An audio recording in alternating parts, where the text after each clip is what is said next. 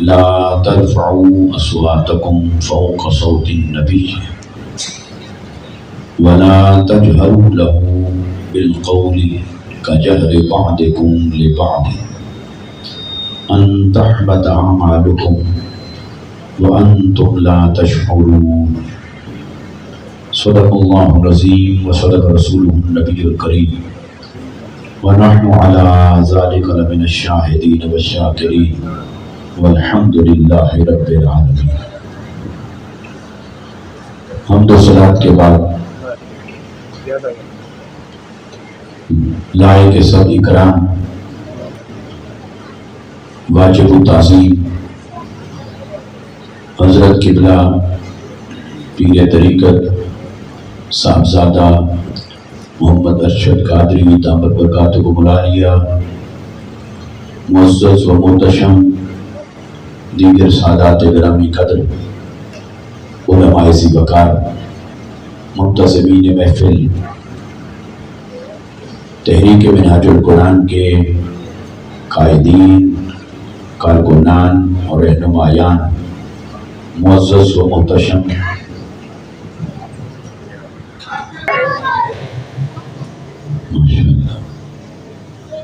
کا فضل و کرم ہے جس کے صدقے سے ہم سب آج کی اس عظیم الشان سالانہ محفل میلاد مصطفیٰ صلی اللہ علیہ وسلم کے اندر حاضر ہیں.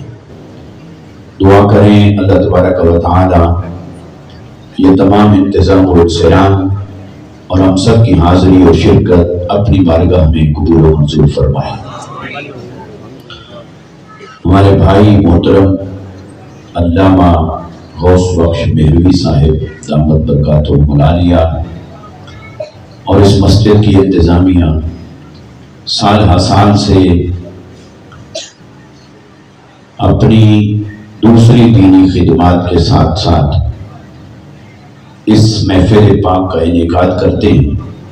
اللہ تبارک و تعالی ان کے علم و فضل میں برکتیں عطا فرمائے، ان کی دینی خدمات کو قبول فرمائے. میں اپنی طرف سے شکر گزار ہوں کہ مجھے چند کلمات کہنے کا موقع دیا. یقیناً میرے لیے بھی باعث سعادت ہے. موقع کی مناسبت سے چند کلمات آپ کی خدمت میں پیش کرتا ہوں. امید ہے آپ پوری توجہ اور انہماک کے ساتھ سماعت فرمائیں گے.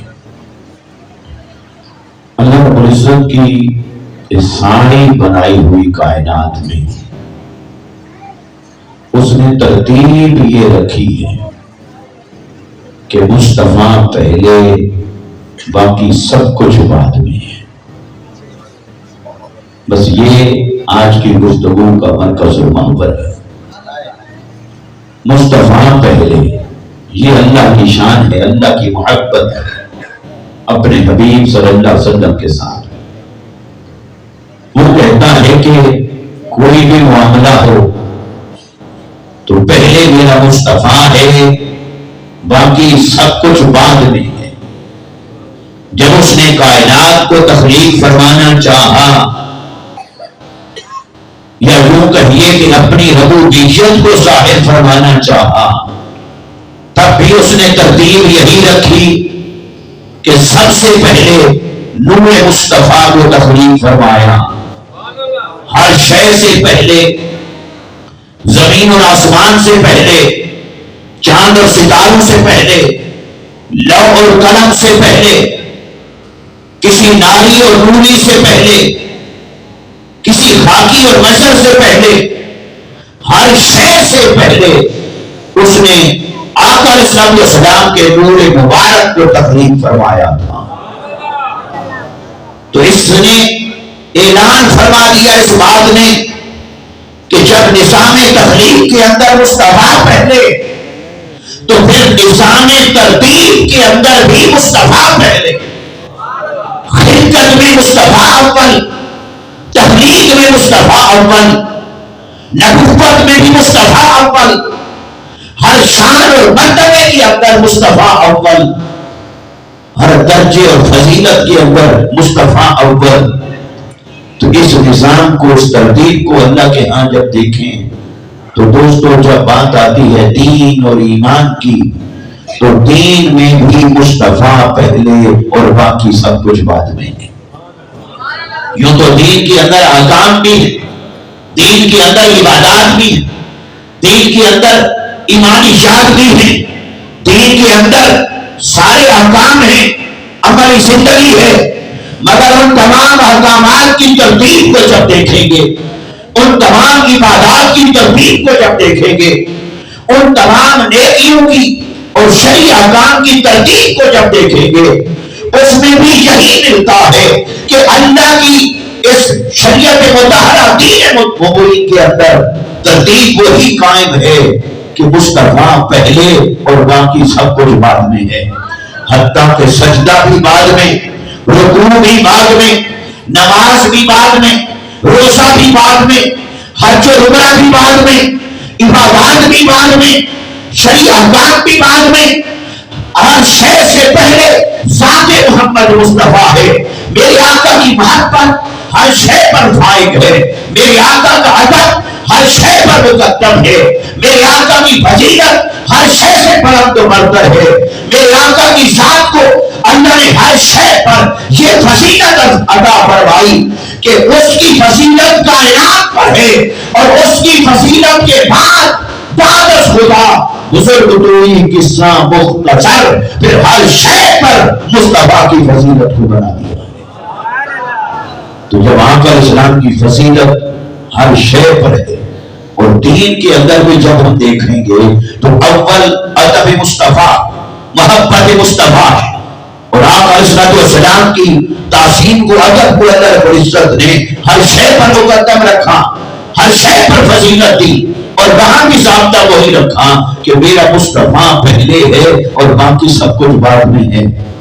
اب یہ بات سمجھنے کے لیے میں نے قرآن مجید فرقان حمید کی ایک آیت مبارکہ آپ کے سامنے تلاوت کی۔ یہ سورہ الحجرات کی دوسری آیت، اس میں اللہ رب العزت نے ارشاد فرمایا یا ایھا الذین آمنوا لا ترفعوا اصواتکم فوق صوت النبی، اے ایمان والو جب میرے مصطفیٰ کی مجلس میں بیٹھو، ایسی حافظو جب میرے مصطفیٰ کی صحبت میں بیٹھو، اور صحبت میں بیٹھتے ہیں تو کلام کا وقت آتا ہے، بات چیت کی نوبت آتی ہے، کچھ بولنے کی ضرورت پیش آتی ہے، تو اللہ نے فرمایا کہ مجلس مصطفیٰ کی آداب سنو، صحبت مصطفیٰ کی آداب سنو، بارگاہ مصطفیٰ میں تکلم کی آداب سنو، کہ تم میں سے ہر ایک کو اپنے اوپر یہ لازم کرنا ہے کہ جب بولنے لگے تو مصطفیٰ کی آواز سے کسی کی آواز بلند نہ ہونے پائے، کسی کی آواز میرے مصطفیٰ کی آواز سے اونچی نہ ہونے پائے، اور فرمایا مصطفیٰ کو یوں اونچی آواز میں نہ بلانا جس طرح تم آپس میں ایک دوسرے کو اونچی آواز سے بلا لیتے ہو، کیونکہ اگر ایسا کرو گے، اگر کوئی ایسا کرے گا تو مصطفیٰ کے ادب کے تقاضے پورے نہ ہوئے، اور جب ادب مصطفیٰ پورا نہ ہوا تو اس نے کہا تم زندگی بھر کے جتنے اعمال لیے پھرتے ہو، جتنے عبادات لیے پھرتے ہو، جتنے سجدے رکوع قیام لیے پھرتے ہو، سنو میرا فیصلہ یہ ہے کہ ان تحبط اعمالکم وانتم لا تشعرون، تمہارے زندگی بھر کے سارے اعمال ضائع کر دوں گا اور تمہیں خبر اور احساس بھی نہیں ہوگا، کیونکہ میری بارگاہ میں میری عبادت کا درجہ بھی بعد میں ہے، مصطفیٰ کے ادب کا درجہ اس سے بھی پہلے ہے۔ تو ایک طرف عبادت خدا ہے اور ایک طرف ادب مصطفیٰ ہے، اس میں بھی رب تعالیٰ کا ضابطہ یہ نظر آ رہا ہے کہ وہ کہتا ہے میری عبادت کو بعد میں رکھو، میرے مصطفیٰ کے ادب کو پہلے رکھو۔ اب پورے قرآن مجید کے اندر جیسے اللہ نے یہ فرمایا، ایک طرف آقا علیہ السلام کا ادب ہے اور ایک طرف اللہ رب العزت کی عبادت اور بندگی، اور اس کے درمیان ترتیب یہ نظر آ رہی ہے کہ اگر کسی نے ادب کے تقاضے پورے نہ کیے تو اس کی عبادت رد ہو جائے گی، عبادت مقبول نہیں ہوگی۔ اگر ان دونوں کا درجہ اللہ کے ہاں برابر ہوتا تب اصول یہ ہونا چاہیے تھا کسی جگہ قرآن میں یا حدیث میں کہ اگر کوئی شخص ادب پورا نہیں کرے کرے گا میرے مصطفیٰ کا اس کی عبادت رد ہو گئی، اور اگر کوئی عبادت پوری طرح سے نہیں کرے گا تو اس کا ادب رد ہو گیا۔ اگر دونوں کی سطح برابر ہوتی، دونوں کا درجہ برابر ہوتا، تب اصول اور قانون یہ ہونا چاہیے تھا کہ ایک کو پورا کرو گے تو دوسرا بھی قبول ہوگا، اور ایک کو پورا نہیں کرو گے تو دوسرا بھی قبول نہیں ہوگا۔ اب اس آیت مبارکہ کے اندر فرشت نے عبادت کو رد فرما دیا، اسے ضائع کرنے کا اعلان کر دیا، اسے بے اجر قرار دے دیا کہ وہ عبادت ساری بے اجر ہے، رائگاں ہے، ضائع ہے، جس میں عدم رسول کے تقاضے پورے نہ ہوئے۔ تو بری تعالیٰ دوسرا اعلان بھی تو کہیں فرما کہ اگر کوئی شخص عبادت میں پورا، ادب میں پورا ہو اور عبادت میں کمی بیشی ہو اس کی زندگی کے اندر، تو کیا وہ جو عبادت میں ناقص ہے اور ادب میں قابل ہے، کیا اس کا ادب بھی رد ہوگا؟ یہ بات جب آپ قرآن کے سامنے رکھیں، یہ سوال جب آپ شریعت کے سامنے رکھیں، حدیث مصطفیٰ صلی اللہ علیہ وسلم کے سامنے رکھیں، تو یہ اس کا جواب آپ کو کہیں نہیں ملتا۔ تو پتا چلا اگر ان کی سطح اور درجہ برابر ہوتا تب تو یہ ہونا چاہیے تھا کہ دونوں ایک دوسرے کے لیے انٹر ڈیپینڈنٹ ہوتے، ایک دوسرے پر انحصار ہوتا، یہ کرو گے تو یہ پورا اور یہ کرو گے تو یہ پورا، ایک کرو گے تو دوسرا قبول، دوسرا کرو گے تو پہلا قبول۔ اب عبادت بھی کامل کرو، ادب بھی کامل کرو، لیکن اللہ تبارک و تعالیٰ نے ادب کو کامل کرنے کا حکم ضرور دیا، ترکیب بھی ضرور فرمائی، اس کی اہمیت بھی بتائی، سارا کچھ بیان کیا، فضیلت بھی بیان کی، لیکن کہیں یہ نہیں فرمایا کہ اگر کوئی عبادت میں ناقص ہوا تو اس کا کیا ہوا ادب کامل بھی ضائع کر دوں گا۔ یہ بات اللہ نے پورے قرآن میں نہیں کی، جس سے پتا چلا کہ ادب مصطفیٰ ہر حال میں قبول ہے، لیکن عبادت ہر حال میں قبول نہیں۔ عبادت سے اسی حال میں قبول ہے جب سر عبادت خدا میں جھک رہا ہے اور دل ادب مصطفیٰ میں جھک رہا ہے۔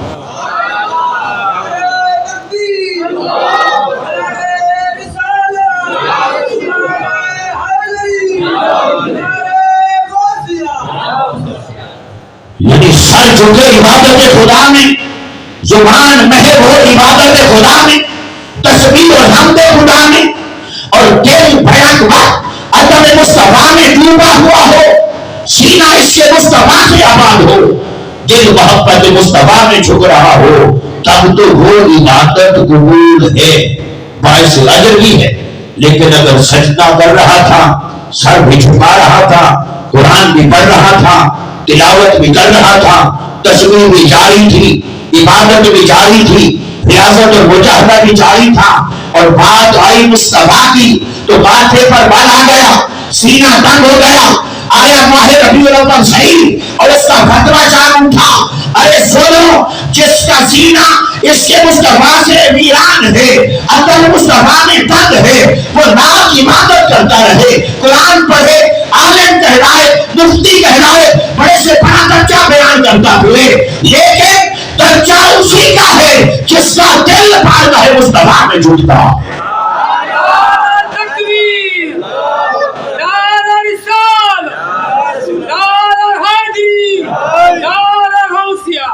اور اللہ نے فرمایا ان تحبط اعمالکم، اعمال جمع کا صیغہ ہے، اور جمع کا صیغہ جب کل ضمیر کی طرف مضاف ہوا ہے، جمع کا صیغہ مضاف ہوا ہے تو یہ استغراق کا معنی دیتا ہے۔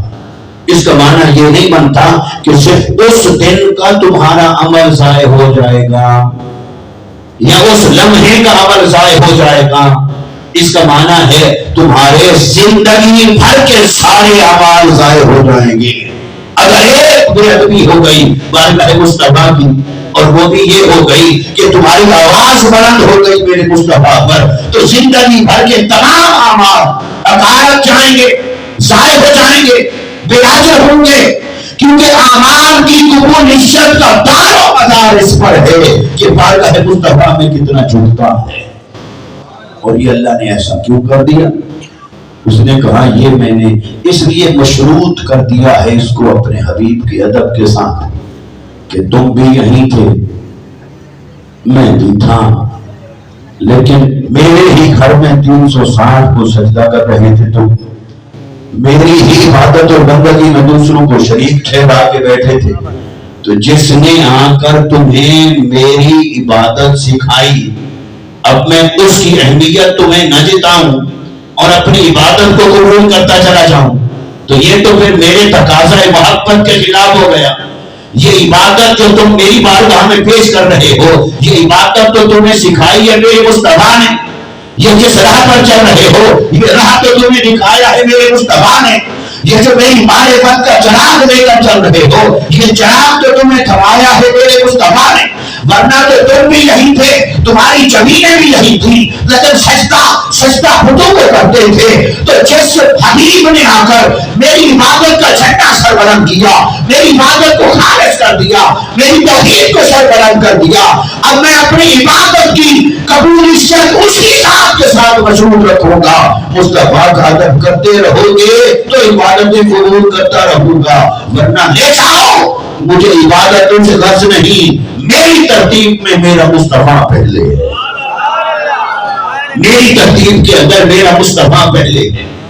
اور پھر اس کے اندر یہاں تک ادب سکھایا کہ پورا قرآن آپ پڑھ لیں، ایک ہے عبادت اور ایک ہے ادب۔ اللہ نے کسی ایک عبادت کا مکمل طریقہ قرآن میں نہیں سکھایا۔ حج ہے، عمرہ ہے، سارے احکام قرآن میں نہیں ملتے، کچھ قرآن میں ہیں کچھ حدیث میں، اور جو حدیث میں بھی نہ ملے وہ اجتہاد سے۔ ایسے ہی زکات ہے، ایسے روزہ، ایسے نماز۔ اگر اللہ نے 30 پارے نازل فرمائے اور 114 سورتیں نازل کی تو نماز کا طریقہ بھی اگر قرآن میں لکھ دیتا تو آج امت میں اختلاف نہ ہوتا۔ ہر بات میں اختلاف ہے، ہر بات میں اختلاف ہے، تو چلو ایک نماز کو ایک طریقے پر پڑھتی ساری امت، لیکن آج مسجدیں بھی اپنی اپنی، نماز بھی اپنی اپنی، طریقہ بھی اپنا اپنا۔ تمہاری تعالیٰ تم نے ہمیں پیدا کیا اپنی عبادت کے لیے، نبی بھیجے کہ ہمیں عبادت سکھائیں، تو خود معبود ہے، عبادت سے تجھے اتنی محبت ہے، پھر اس عبادت کا طریقہ قرآن میں بیان کر دیتا تاکہ کم سے کم تیری عبادت کا طریقہ تو متنازع نہ ہو، وہ تو ایک ہو۔ آج کوئی کیسے پڑھتا ہے کوئی کیسے، تو یہ اگر اللہ قرآن میں سکھا دیتا تو کیا اس کے قرآن میں جگہ نہیں تھی؟ اس کی جگہ نہیں تھی، بنی اسرائیل کے قصوں کی جگہ تھی، بنی اسرائیل کے واقعات سنائے اس کی جگہ تھی، آدم سے لے کر عیسیٰ تک تمام انبیاء کے واقعات سنائے اس کی جگہ تھی، لیکن اپنی عبادت اور سجدہ سکھانے کی جگہ نہیں تھی۔ تو جگہ کا تو مسئلہ نہیں، وہ چاہتا تو 114 صورتوں کی بجائے 150 صورتیں کر دیتا، جتنی صورتیں مرضی کر دے، 30 پارے کی بجائے 50 پارے کر دے، تو اس میں اللہ تعالیٰ عبادت کا طریقہ بھی نازل کر دے، لیکن اس نے نہیں کیا۔ تو پتا چلا کہ مسئلہ جگہ کا نہیں تھا، مسئلہ اس کے ارادے کا تھا، اس کا ارادہ یہ نہیں تھا، وہ چاہتا یہ نہیں تھا۔ تو بھائی تعالیٰ تیرا ارادہ کیا تھا؟ اس نے کہا میرا ارادہ یہ تھا کہ حکم عبادت کروں گا تو سورت قرآن کی بھیجوں گا، اور جب طریقہ عبادت کا سیکھنا ہوگا تو سورت قرآن کی نہیں سورت مصطفیٰ کی بھیجوں گا۔ تو مصطفیٰ کریم صلی اللہ علیہ وسلم کی سورت بھیجی، اور آ کر میرے آقا نے فرمایا ہاں مجھے دیکھو اور مجھ سے سیکھو۔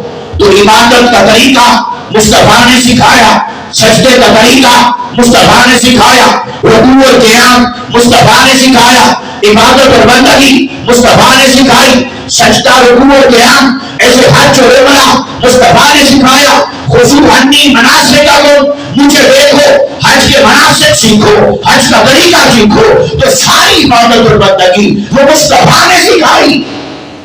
اور اللہ نے قرآن میں ایک شے کا اہتمام کیا، فرمایا حبیب میری عبادت ان کو آپ سکھائیں، اور جو ہے تیرا ادب وہ میں کسی پر نہیں چھوڑوں گا، وہ میں خود ہی سکھاؤں گا۔ ادب وہ اللہ نے سکھایا قرآن کے اندر، اور کہاں تک سکھایا؟ یہاں فرما رہا ہے بولنا کیسے ہے، آواز کا زیر و بم کیسے رکھنا، اونچی آہستہ کیسے رکھنی۔ آگے چلتے چلے جائیں تو آقا علیہ السلام کو بلانے کا ادب بھی سکھایا، آنے کا ادب بھی سکھایا، مجلس مصطفیٰ میں بیٹھنے کا ادب سکھایا، جانے لگو تو اجازت لینے کا ادب اور طریقہ سکھایا۔ تو سارے آداب بارگاہ مصطفیٰ کے وہ تو اللہ نے قرآن میں سکھائے۔ تو بھائی تعالیٰ یہ جو حضور کے ادب کا طریقہ سکھایا قرآن میں، اس نے کہا بس ہم نے سبجیکٹ بانٹ لیے، ایک مصطفیٰ کو پسند تھا، ایک مجھے پسند تھا، تو میں اپنی پسند کا سبجیکٹ پڑھاؤں گا، میرا مصطفیٰ اپنی سبجیکٹ کا پسند کا سبجیکٹ پڑھائیں گے۔ ان کو پسند ہے کہ میری عبادت کریں، اور مجھے پسند ہے کہ میں مصطفیٰ کا ادب ہوتے ہوئے دیکھوں۔ ان کو یہ پسند ہے کہ وہ عبادت کریں اور عبادت ہوتی ہوئی دیکھیں، اور مجھے یہ پسند ہے کہ میں مصطفیٰ کا ادب ہوتا ہوا دیکھوں۔ لہذا اپنی اپنی پسند کا سبجیکٹ ہم نے تقسیم کر لیا۔ اب عبادت سیکھنی ہو تو در مصطفیٰ پہ جانا، اور ادب سیکھنا ہو مصطفیٰ کا پھر قرآن کھول کر پڑھنا کہ میں کیا کہتا ہوں۔ تو ایسے سکھایا، حتیٰ کہ آقا علیہ السلام نے ایک ولیمہ دیا، ایک زوجہ سے نکاح فرمایا، ولیمہ دیا، اس ولیمے میں آنے کا طریقہ، بیٹھنے کا طریقہ، اٹھنے جانے کا طریقہ وہ بھی رب نے قرآن میں سکھایا ہے۔ فرمایا فَادْخُلُوا إِذَا دُعِيتُمْ، جب تمہیں بلایا جائے تب آنا، بغیر انویٹیشن کے نہ آنا، دعوت ملے جس کو وہ آئے، پھر وہ جب آئے اور وہ تب آئے جب وقت ہو، وقت سے پہلے نہ آئے، وقت ہو جائے بعد میں آنا۔ یہ دیکھیں کیسے ایس او پیز ہیں جو اللہ بتا رہا ہے ولیمہ مصطفیٰ کے۔ فرمایا ایک تو وہ آئے جس کو دعوت ہو، دوسرا جو دعوت کا وقت ہو اس وقت پہ آنا، وقت سے پہلے نہ آنا، پھر جب آ جاؤ پھر برتن کو تاڑ کے نہیں بیٹھنا، کیونکہ یہاں دیکھنے کی شے برتن نہیں، دیکھنے کی شے تو چہرہ مصطفیٰ۔ یہاں توجہ ساری حسن مصطفیٰ پر رکھنا، کلام مصطفیٰ پر رکھنا، ذات مصطفیٰ پر رکھنا۔ اور پھر فرمایا جب کھا لو فَإِذَا طَعِمْتُمْ فَانْتَشِرُوا، جب کھا لو پھر بیٹھے نہیں رہنا، فوراً اٹھ کے چلے جانا۔ کیوں کہ تم تو چاہو گے، موقع بن گیا ہے، محبوب نے خود ہی بلایا ہے اپنے گھر میں، چلو کوئی بات ہی چھیڑ کے بیٹھے رہیں، ان کا حسن تکلم بھی دیکھیں، حسن صورت بھی دیکھیں، حسن کلام بھی دیکھیں، تو تمہارا تو دل کرے گا بات چھڑی رہے، مصطفیٰ بولتے رہے، تمہیں صحبت کا فیض بھی ملے، کلام سننے کا موقع بھی ملے، چہرہ انور کی زیارت بھی ملے۔ تو فرمایا خبردار جب کھا لو فوراً اٹھ کے چلے جانا، میرے مصطفیٰ نے آرام کرنا ہے۔ اب یہ کتنی ساری چیزیں یہ قرآن میں آئی، یہ اللہ نے سکھائیں۔ آج اب جائیں کسی دارالفتاح میں تحریری فتویٰ بھیجیں، سوال کہیں کہ کیا بندہ مومن کے لیے نماز کا طریقہ سیکھنا زیادہ ضروری ہے یا ولیمے کا طریقہ سیکھنا زیادہ ضروری ہے؟ تو وہ آپ کو پاگل کہے کہ وہاں سے بھیج دے گا، وہ کہے گا بھی نماز کے مقابلے میں بھی کوئی شے ہے، وہ تو سب سے پہلے نماز سیکھو، باقی سب کچھ بعد میں۔ لیکن اگر کوئی سمجھدار ہوا مفتی تو وہ کہے گا بھائی ولیمہ کس کا؟ اگر تو تیرے اور میرے ولیمے کی بات ہے تو نماز پہلے، لیکن اگر ولیمہ مصطفیٰ کا تھا تو پھر مصطفیٰ پہلے اور باقی سب کچھ بعد میں ہے، چونکہ ادب مصطفیٰ پہلے، تعظیم مصطفیٰ پہلے، بارگاہ مصطفیٰ کی آداب پہلے اور باقی سب کچھ بعد میں ہے۔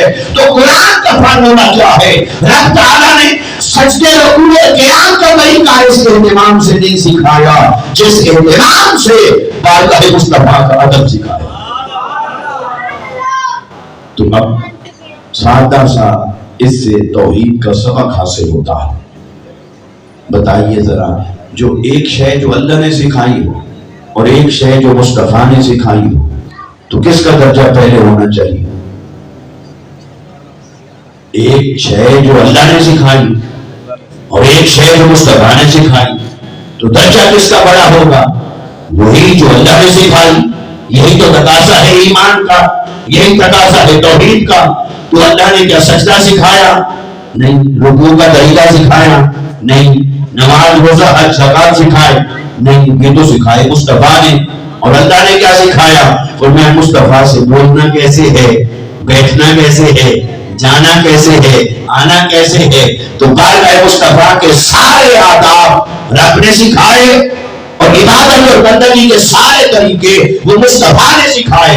اس لیے ضابطہ اس نے یہ بنایا کہ عبادت اور بندگی بے شک میرے ساتھ تعلق رکھتی ہے، مگر سکھائی ہوئی میری نہیں، یہ مصطفیٰ کا پڑھایا ہوا سبجیکٹ ہے۔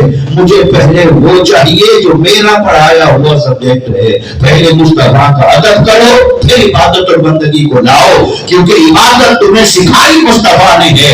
اس عبادت کی وفاداری سے پہلے مجھے دامن مصطفیٰ کی وفاداری چاہیے، بارگاہ مصطفیٰ کی وفاداری چاہیے، نسبت مصطفیٰ کا ادب چاہیے۔ جب پہلے یہ کامل ہو جائے گا تو تمہارے سجدے بھی قبول ہیں، تمہاری نمازیں بھی قبول ہیں، تمہارے عبادات تزکیہ بھی قبول ہے، سارے مجاہدات اور ریاضات بھی قبول ہیں، تسبیحات ذکر اذکار بھی قبول ہیں۔ بلکہ میں پھر یہ کہوں گا کہ عمل کے بدلے میں جو اجر دینا تھا، جتنا تم محبت بڑھاتے چلے جاؤ گے، میں ان اعمال کا اجر بڑھاتا چلا جاؤں گا۔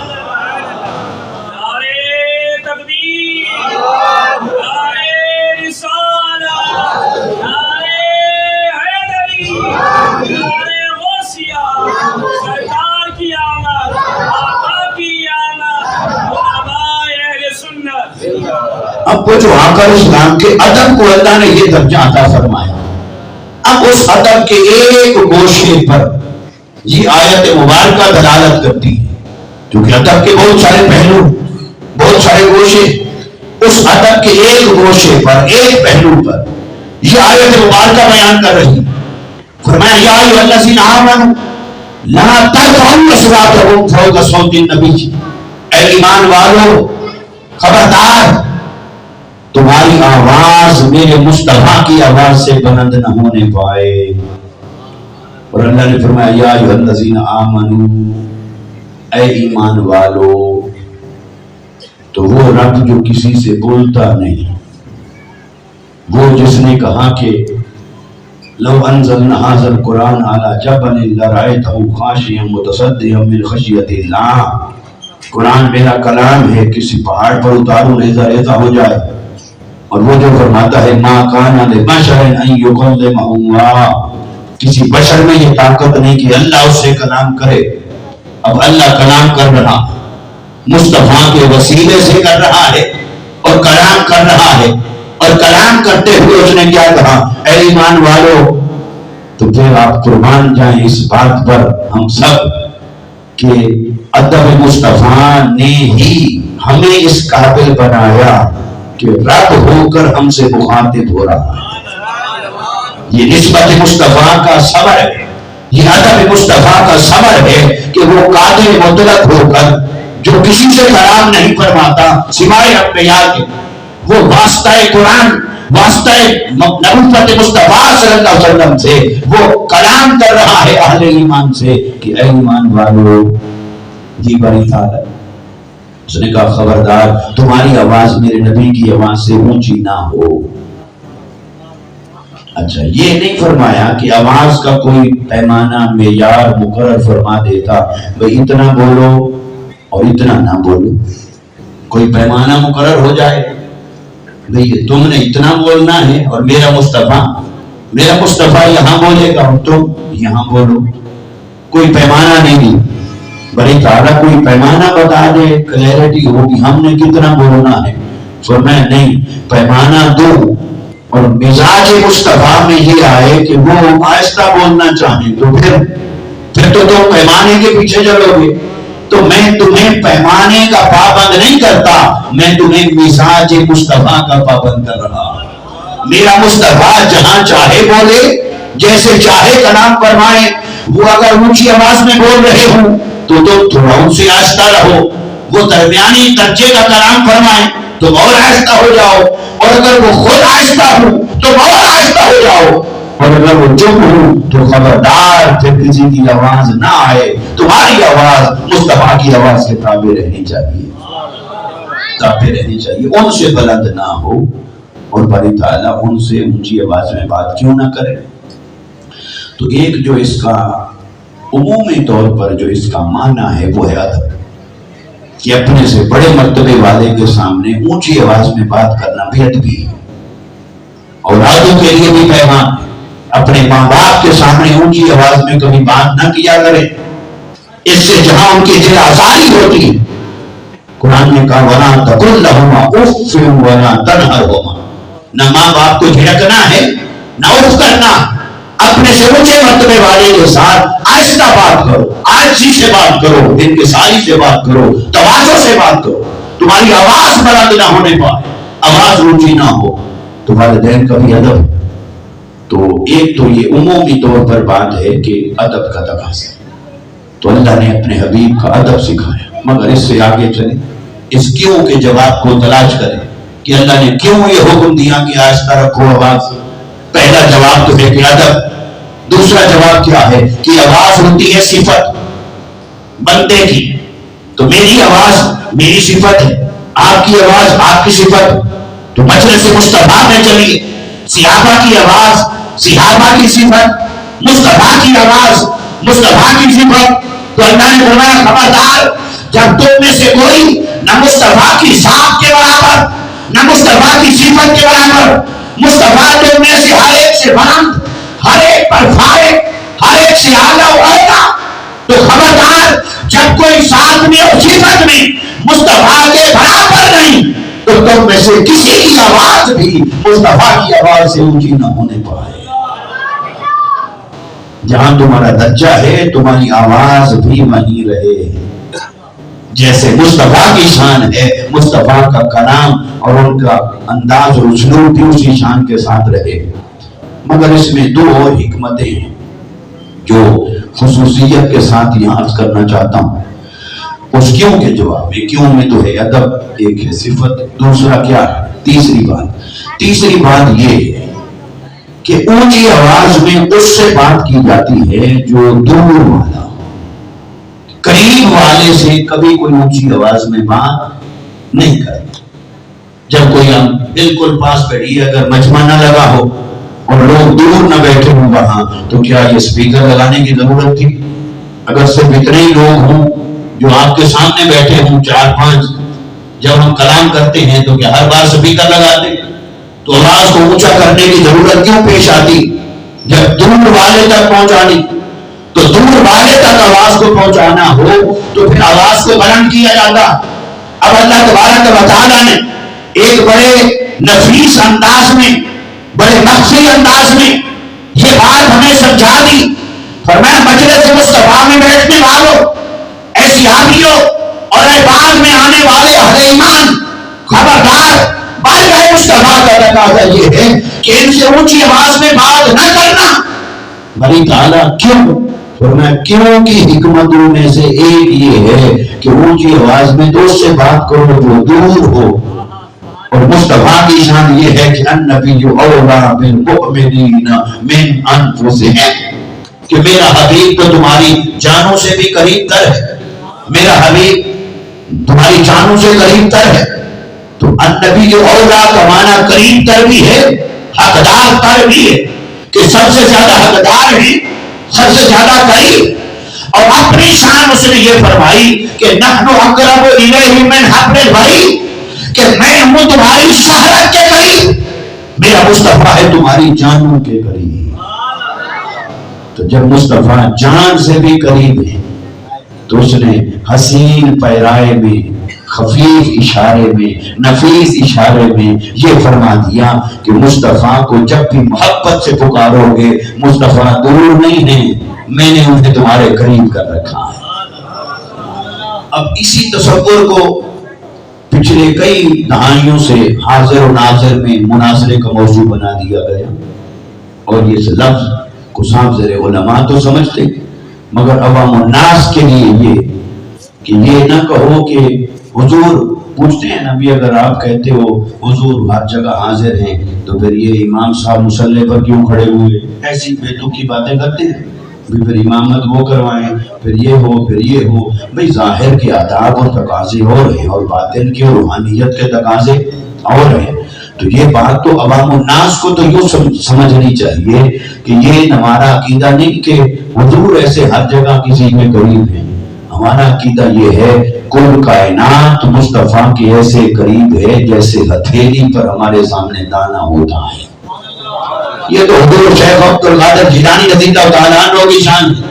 وہ فرماتے ہیں کہ ساری کائنات کو میں ہتھیلی پر دیکھتا ہوں. یہ تو حضور کے غلام کی شان ہے. حضور کی آل میں سے اس ولی کامل اور مرد حق کی شان ہے. تو آقا اسلام کی شان کیا ہے کہ ساری کائنات کو اللہ تعالیٰ نے بارگاہ مصطفیٰ میں حاضر کر رکھا ہے. اور مصطفیٰ اس اعتبار سے کل کائنات کے ناظر ہیں. تو کل مخلوق حاضر ہے بارگاہ مصطفیٰ میں اور مصطفیٰ ناظر ہیں کل خلق کے اور کائنات کے. اب جب ہر کوئی حاضر ہے تو کوئی حاضر ہو کر غیر حاضر ہے اور کوئی حاضر ہو کر پھر حاضر ہو گئے. تو جو حاضر ہو کر حاضری پر محنت کی جنہوں نے وہ صاحب حضوری ہو گئے. اور جو حاضر تو رہے مگر نہ حاضر ہونے کو مانا, نہ حاضر ہونے کا احساس پیدا کیا, نہ حاضر ہونے پر کوئی محنت کی, تو پھر وہ حاضر رہ کر بھی دور ہو گئے. جیسے ظاہری طور پر مصطفیٰ کے قریب رہنے والے ابو جہل رشتے کا بھی قرب تھا, برادری اور قبیلے کا بھی قرب تھا, علاقے کا اور جغرافیے کا بھی قرب تھا, مگر قریب ہمارا محروم رہ جاتا ہے. اور کبھی حضرت سلمان فارسی جیسے جا کر تو درجوں میں اتنے آگے بڑھ جاتے ہیں کہ ہر کوئی رشک کرتا. حضرت سہیل رومی کہاں سے آئے, سلمان فارسی کہاں سے آئے. تو آقا علیہ السلام کی بارگاہ میں تو قریب اور دور کا ایک معنی جغرافیے کا ہے, ایک روحانی اعتبار سے ہے. روحانی اعتبار سے مصطفیٰ کے قریب ہے کل کائنات. اب جو قریب ہو کر اپنے اندر احساس پیدا کرتا ہے, مصطفیٰ سے ربط کو چھوڑ لیتا ہے, وہ حاضر ہو کر صاحب حضوری بن جاتا ہے. اور جو قریب رہ کر غافل ہو جائے تو غافل ہونے والا پھر دور کر دیا جاتا ہے. تو اللہ نے فرمایا لا ترفعوا اصواتکم فوق صوت النبی, اپنی آواز کو مصطفیٰ کی آواز سے بلند نہ کرو, کیونکہ اونچی آواز میں تو اس سے بات کرو جو دور ہو. اور مصطفیٰ تو تمہاری جانوں کے بھی قریب تر ہیں, تو جانوں کے قریب تر ہیں تو آہستہ بولو. بلکہ میں نے تو مصطفیٰ کو ایسا علم اور ایسا مشاہدہ عطا فرمایا ہے, تم نہ بھی بولو وہ پھر بھی تمہارے دل کا حال جانے. کیونکہ شان مصطفیٰ یہ ہے کہ وہ تمہارے احوال پر واقف ہے. جیسے آقا علیہ السلام کی بارگاہ میں ہمارے اعمال کو پیش کیا جاتا ہے, ایسے اعمال کے ساتھ احوال جڑے ہوتے ہیں. تو اعمال بھی بارگاہ مصطفیٰ میں پیش ہوتے ہیں, احوال بھی بارگاہ مصطفیٰ میں پیش ہوتے ہیں. مصطفیٰ نہ تو ہمارے اعمال سے بے خبر ہیں نہ ہمارے احوال سے بے خبر ہیں. ہمارے اعمال بھی ان کے مشاہدہ میں ہیں, ہمارے احوال بھی ان کے مشاہدہ میں ہیں. اور ایک اور وجہ وہ یہ کہ اونچی آواز میں اس سے بات کریں جس کی قوت سماعت کمزور ہو. دیکھیں نا, کوئی قریب ہوتا ہے لیکن ہم اس سے بولتے ہیں اس کو سنائی نہیں دیتا. تو سنائی کیوں نہیں دیتا؟ سماعت میں نقص ہوتا ہے, سننے کی طاقت متاثر ہو جاتی. تو سماعت میں نقص ہو تو پھر اونچی آواز میں بولنا پڑتا. اور اگر سماعت نفیس ہو تو اونچی آواز پھر ناگوار گزرتی ہے. سماعت جب نفیس ہوتی ہے تو اونچی آواز ناگوار ہو جاتی. پھر آہستہ بولو تو پھر کیا ہے؟ اللہ نے فرمایا لا ترفعوا اصواتکم فوق صوت النبی. فرمایا خبردار, مصطفیٰ کی سامنے, مصطفیٰ کے پاس, مصطفیٰ کی مجلس میں, مصطفیٰ کی صحبت میں اونچی آواز میں بات نہ کرنا. کیونکہ اونچی آواز میں اس سے بولو جو نہ سنے. اور شان مصطفیٰ یہ ہے, سماعت مصطفیٰ کا عالم یہ ہے کہ تم جو بھی بولو مصطفیٰ تک پہنچتا بھی ہے اور ملائکہ پہنچاتے بھی ہیں. جب خود بھی پہنچتا ہے, پہنچایا بھی جاتا ہے, تو پھر اونچا کیوں بولو؟ وہ سب سنتے ہیں. اور سماعت مصطفیٰ کی نفاست کا یہ عالم ہے, سماعت مصطفیٰ کا نفیس ہونا, اس کی یہ شان ہے کہ اللہ نے فرمایا اونچی آواز میں بات نہ کرو. اور یہ تو اولیاء کی شان ہے. بخاری شریف کی روایت کے مطابق کہ جب کوئی بندہ نفل کے ذریعے سے قرب کے اعلیٰ درجے پر پہنچتا ہے تو اللہ تعالیٰ فرماتا ہے میں اس کے کان بن جاتا ہوں جس سے وہ سنتا، میں اس کی آنکھ بن جاتا ہوں جس سے وہ دیکھتا، میں اس کا دل بن جاتا ہوں جس سے وہ ارادہ کرتا، میں اس کے ہاتھ بن جاتا ہوں جس سے وہ پکڑتا۔ تو دیکھتا تو وہ پہلے بھی تھا، سنتا پہلے بھی تھا، ارادہ پہلے بھی کرتا تھا، مگر اب میں اور پہلے میں فرق کیا ہے؟ اگر فرق کوئی بھی نہ پڑا ہو، جتنا پہلے سنتا اور دیکھتا تھا اب بھی اتنا سنتا اور دیکھتا ہے، تو پھر اللہ نے اسے کیا ریوارڈ دیا، کیا کریڈٹ دیا؟ کچھ تو ملا ہے کہ اب سماعت اگر پہلے جیسی رہی تو پھر تو یہ اعلان بے معنی ہو گیا۔ اگر قوت کلام، قوت ارادہ، قوت بصارت پہلے کے برابر رہی تو اس اعلان کا فائدہ نہ ہوا۔ اللہ کے اعلان کا کوئی مقصد تو ہے، فائدہ تو ہے، وہ فائدہ کیا ہے؟ فرمایا ہاں دیکھتا یہ پہلے بھی تھا، لیکن پہلے اتنا دیکھتا تھا جتنی اپنی دیکھنے کی طاقت تھی۔ اب آنکھیں اس کی ہیں، طاقت میں نے بڑھا دی ہے اپنی، اب یہ اپنی طاقت سے نہیں دیکھتا، آنکھیں اس کی ہیں، دیکھتا میری طاقت سے ہے۔ تو جب میری طاقت سے دیکھے گا تو پھر دیوار کے آر پار بھی دیکھتا ہے، پھر قریب بھی دیکھتا ہے، دور بھی دیکھتا ہے، اور یہ سنتا پہلے بھی تھا، لیکن جب میں اس کے کان بن گیا اور اب سنتا ہے، اب یہ اتنا نہیں سنتا جتنا پہلے سنتا تھا، اب ایسے سنتا ہے کہ میں نے اپنے سننے کی طاقت میں سے ایک فیض اس کو عطا فرما دیا۔ یہ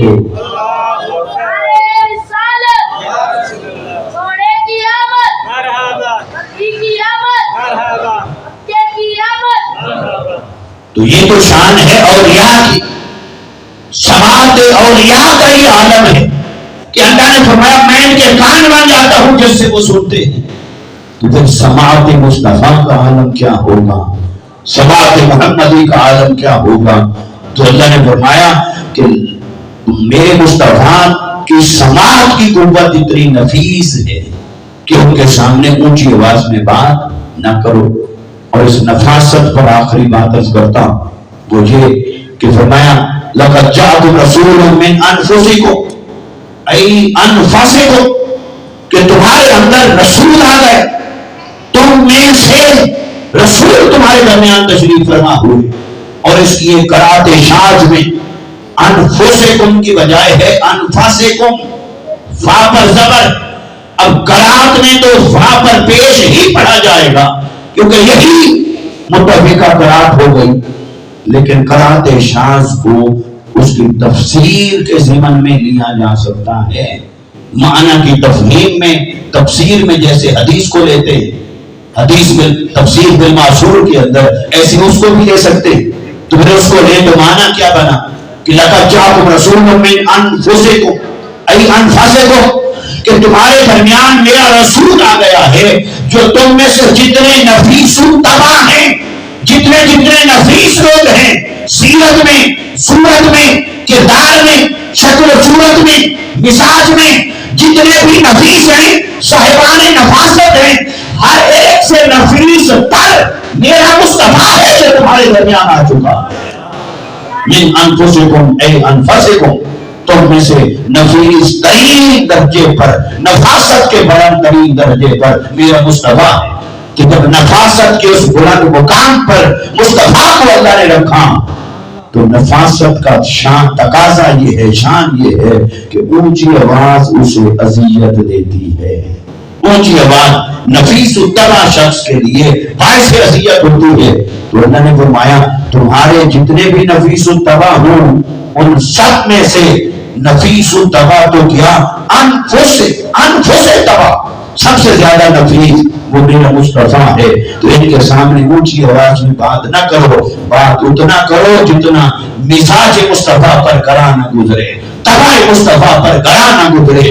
میرے حبیب صلی اللہ علیہ وسلم کی طبیعت اور نفاست اور مزاج کے موافق ہو، اتنا اونچی آواز میں کلام کرو، ورنہ تمہارے زندگی بھر کے اعمال ضائع کر دیے جائیں گے۔ تو دوستان مکرم، بارگاہ مصطفیٰ میں آہستہ بولنے کا جو حکم قرآن نے دیا اور بلند آواز سے منع فرمایا، حکمتیں تو کئی ہیں مگر ایک لفظ میں بند کر دیا کہ بس اونچی آواز میں نہ بولو۔ کیوں؟ کیونکہ ادب کا تقاضا ہے۔ کیوں؟ کیونکہ ان کی صفت تم سے بلند ہے۔ کیوں؟ اس لیے کہ وہ تمہاری جانوں سے قریب ہیں. کیوں؟ اس لیے کہ ان کی سماعت کا یہ حال ہے کہ تم نہ بھی بولو تو میں انہیں سنا دیتا ہوں. تو آقا علیہ السلام کی ان حکمتوں کی طبیعت و نفاست کی پیش نظر، ادب کے تقاضوں کے پیش نظر، یہاں رفع صوت سے اللہ نے منع فرمایا. دوستان محترم، تقاضا اس امر کو سمجھنے کا ہے کہ آقا علیہ السلام کا ادب اور عبادت اور زندگی، عبادت ان دونوں چیزوں کو زندگی میں جمع کرنے کی ضرورت ہے. نہ تو مومن کی زندگی ادب مصطفیٰ کے بغیر ہوتی ہے، نہ ہی مومن کی زندگی عبادت اور تقوی کے بغیر ہوتی ہے. آج ہم دنیا کے نفسا نفسی کے عالم میں، مادیت پرستی کے فتنوں میں، چکا چوند روشنی اور دنیا کی رنگینی کے اندر ایسے کھو گئے ہیں کہ ہماری زندگیوں کے اندر محبت بھی محض ایک چنگاری کی طرح رہ گئی ہے.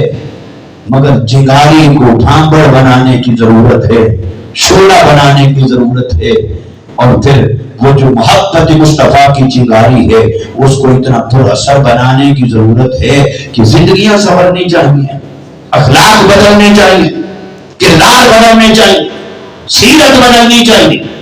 اگر ہماری زندگی کے اندر نماز کی پابندی نہیں تو پھر ہم دعوتوں کریں حضور سے محبت کا، تو حضور کا سبجیکٹ تو نماز ہے. حضور نے تو اللہ کی عبادت اور بندگی سکھائی، تو حضور نے جو ہمیں عطا فرمایا وہ ہم لینے کو تیار نہ ہوں. حضور نے جو عطا فرمایا اس کے ساتھ وفاداری کرنے کو تیار نہ ہوں. تو لہذا اگر کسی کی زندگی میں رزق میں وہ حلال و حرام کا فرق نہ کرے تو پھر کہاں سے پتا چلے گا کہ یہ آقا علیہ السلام سے محبت کرنے والا؟ اگر کردار میں اور گفتار میں حسن خلق نہ ہو، نرمی سے بات کرنے والا نہ ہو، جھگڑا کرے، سخت کلامی کرے، لوگوں کی توہین کرے، تان و تشریح کرے، حقوق العباد کو پامال کرے، رشتہ داروں اور ہمسایوں کے ساتھ اچھا سلوک نہ کرے، خیر خواہی نہ کرے، تو پھر حضور کی غلامی صرف میلاد منانے میں نہیں ہے.